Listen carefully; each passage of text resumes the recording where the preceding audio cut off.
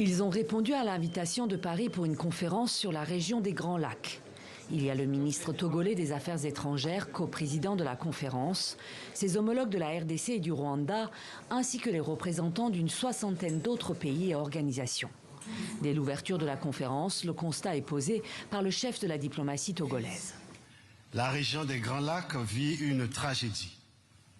Des millions de personnes déplacées, des familles déracinées, des femmes et des enfants victimes d'atrocités, des communautés entières prises en otage. Région frontalière du Rwanda, riche en ressources naturelles, l'Est de la RDC est le théâtre de conflits depuis 30 ans.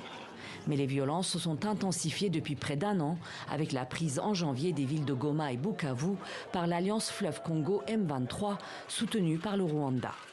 Une déclaration de principe posant le cadre d'un cessez-le-feu permanent a bien été signée entre la RDC et les rebelles le 19 juillet dernier à Doha. Mais sur le terrain, violences et combats se poursuivent. Les deux parties s'accusent de violation de cessez-le-feu.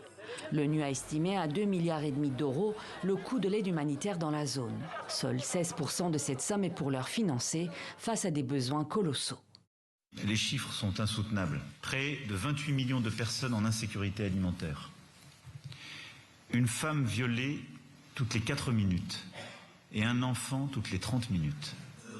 Au terme de la conférence, Paris a annoncé une aide internationale de plus d'1,5 milliard d'euros et l'ouverture de couloirs sécurisés pour acheminer de l'aide aux civils. Celle-ci pourrait arriver via l'aéroport de Goma, contrôlé par les rebelles. Paris a annoncé sa réouverture pour des vols humanitaires dans les prochaines semaines.